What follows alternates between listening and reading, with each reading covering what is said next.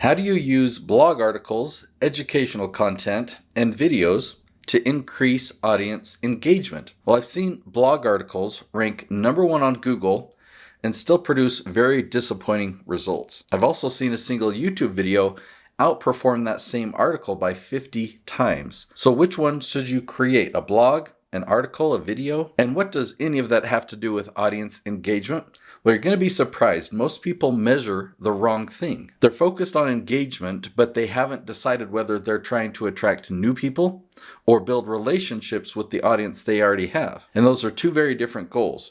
If you don't understand the difference, you can spend years creating educational content without ever owning your category. In this episode, I'm going to show you what I've learned after publishing thousands of pieces of educational content and why the combination of blogs and video is far more powerful than either on its own. Let's dive right in.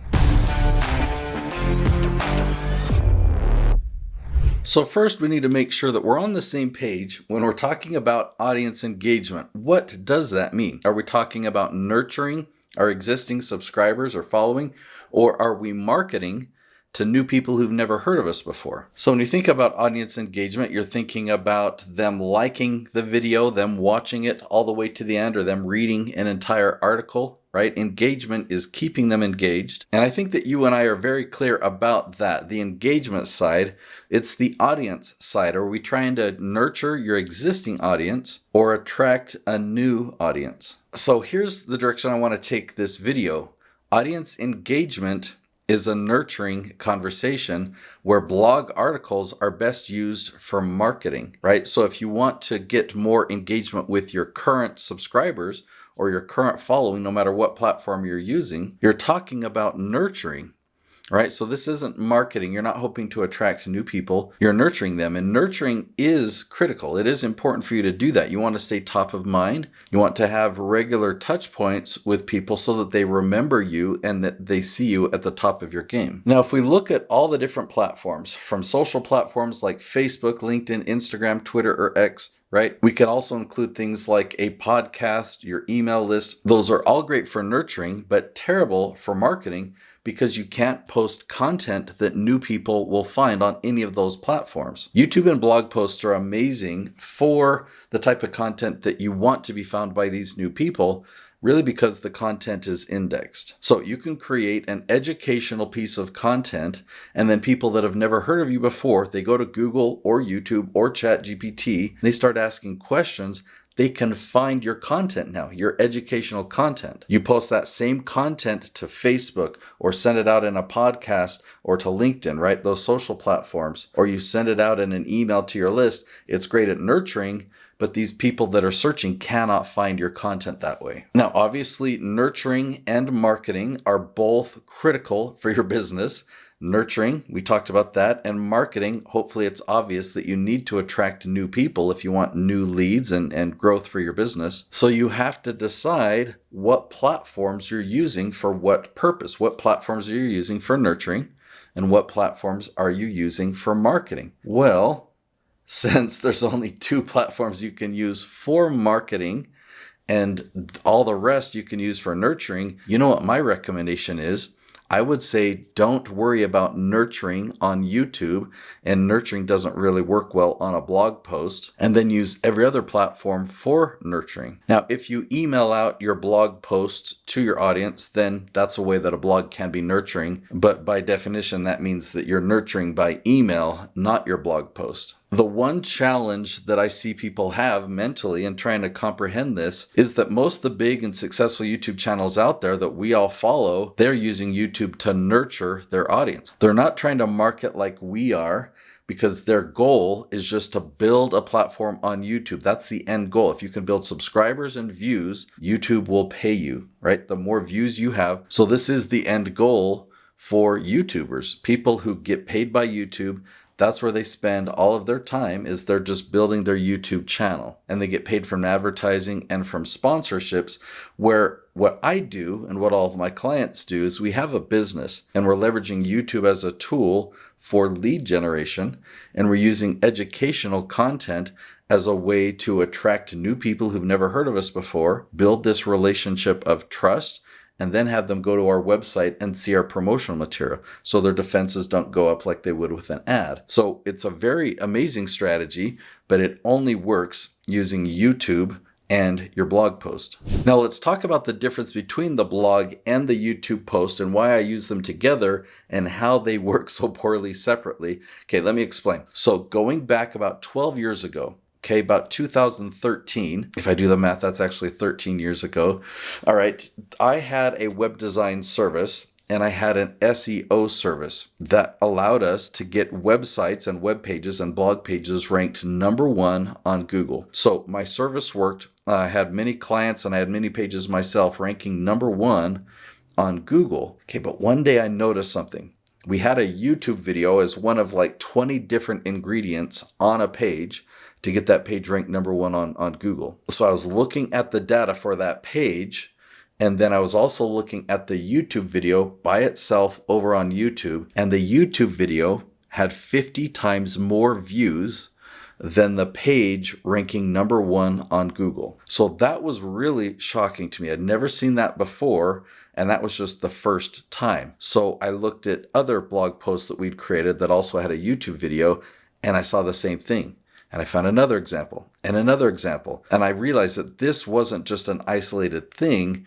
This was a principle, and this was a shift in the way that these search engines were working. So as I continued to track this, we were getting amazing results on YouTube, and we were getting less and less results from Google. So at that point, I actually pivoted my business.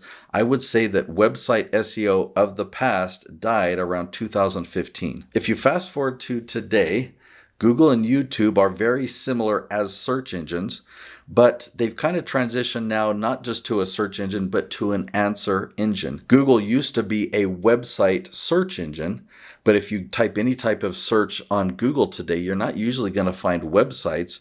You're just going to find content with answers, right? And we know about ChatGPT and Perplexity and Claude and Grok. They have become amazing answer engines as well. YouTube's definitely an answer engine. You type in a question and YouTube will provide you the video that has the answer to that question. So we can use YouTube, Google, and now all these AI tools as answer engines. So what about a blog by itself?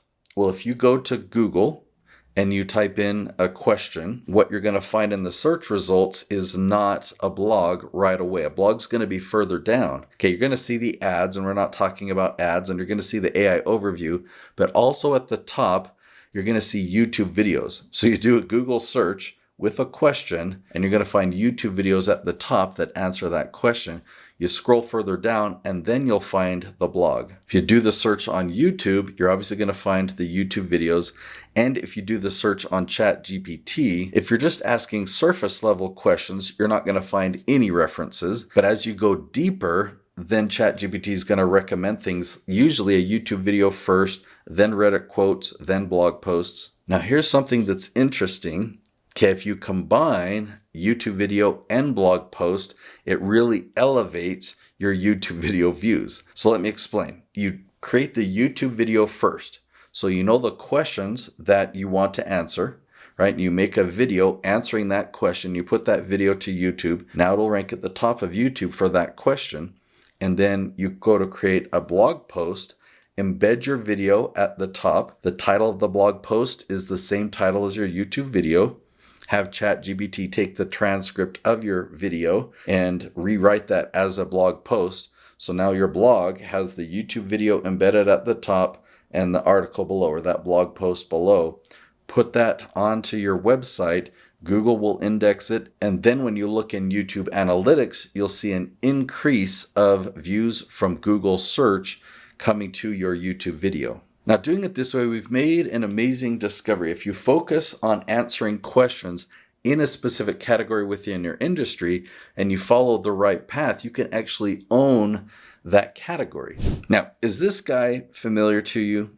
Yeah, this is Simon Sinek. He's a thought leader. Now, one of the biggest reasons he's a thought leader is because of his positioning and owning a category. Okay, take a look at this. If you type in leadership style in YouTube, you'll find Simon Sinek at the top. Or if you type in motivate team, you'll find Simon Sinek ranking at the top. Or if you type in leadership program, Oh, there's Simon again at the top. Now I bring up this example because a lot of the consultants or professional speakers I work with, they have expertise in leadership and they think that they can't compete because Simon Sinek is just everywhere. How could they compete with that? Okay, Simon Sinek actually does not own these categories. Right now he's dominating, but let me show you that he doesn't actually own it. This is a competitor analysis report that I put together.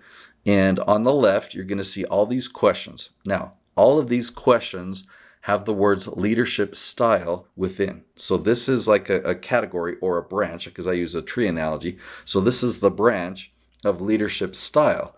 And yes, Simon Sinek is the strongest channel. The second strongest channel in this branch is Career Vids, then Business School something, then Brian Tracy, and so forth. I've got a report here of the top 50 YouTube channels. And again, Simon Sinek is at the top. What ES actually means is when you type in this question, what type of leadership style did Nelson Mandela have? Simon Sinek is ranking in the top 3 positions on YouTube. The ones that say top 20, you have to scroll down further. And Simon Sinek is in the top 20. And top 50 means you've got to scroll down even further, but he's somewhere in the top 50. So Simon Sinek does not own this category. And there's a very clear path. I don't know if you can see it yet, but this screen, this spreadsheet, I learned out on spreadsheets like this. This gives you the roadmap to owning the category and making sure that you can rank above Simon Sinek. Let me just show you another quick example. Like this one is the topic of leadership development. Simon Sinek is the second strongest YouTube channel on this, but you look at the top 3 most competitive channels here, and yes, this is more competitive, but there's still gaps. Look at this one, leadership program. This one's wide open. Even though Simon Sinek is the 3rd strongest YouTube channel here, if you follow the right path, you can outrank all of these people.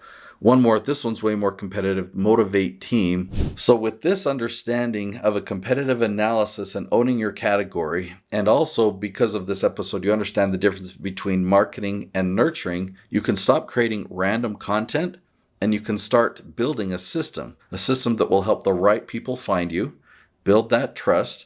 It will position you as the authority in the category that you own. So that's where personal branding comes in. Most people think that personal branding is about your logo, your website, your photography, looking professional online. So those things obviously matter, but they're only one piece of 3. There's 3 ingredients to personal branding. So in my next episode, I'm going to link to it right there. It's called What is Personal Branding? I'm going to show you all 3 parts of personal branding and why most experts are focusing on the wrong one. You'll know how to position yourself so that when your dream clients are searching on Google, YouTube, or ChatGPT, they're constantly finding you, your content, your videos.